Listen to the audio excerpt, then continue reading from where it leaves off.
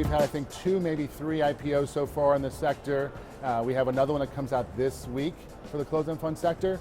And I see, 1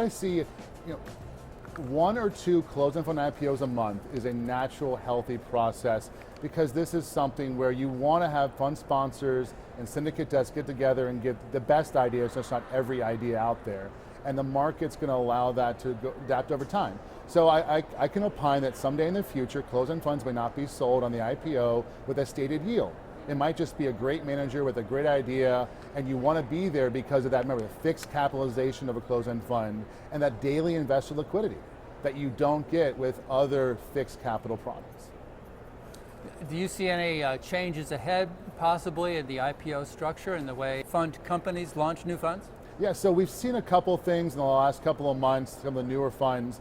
We saw last fall the first equity closed-end fund with a term provision, which means it will liquidate at net asset value 15 years out unless shareholders vote not to have that happen. So that helps protect long-term investors of pervasive discounts. We've also seen recently some of the convertible bond offerings. We've seen that the sponsors of the funds are actually going to support the stock after the traditional green shoe, so past day 45, longer into the early life of the fund to help improve discount experience based on what typically happens for the sector. So there are other things coming. We've seen some possible ideas about a special dividends based on NAV performance to try to shift investors away from just a discount and only focus on the manager's results after cost, which we've always said is a core part of a closed-end fund analysis.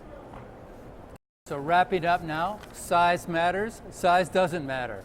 Yeah, so I would say you want to have funds liquid enough for people to get in and out, or they're stuck or avoid them. And so I definitely think bigger size is better. A closed-end fund can IPO at $500 million or $1 billion and be a very liquid, well-owned fund that's easy for institutions to get access to, and that's what we need. We need a wider audience in this sector. We need people that aren't just retail, retired, income-driven investors. We need every investor to consider a closed-end fund.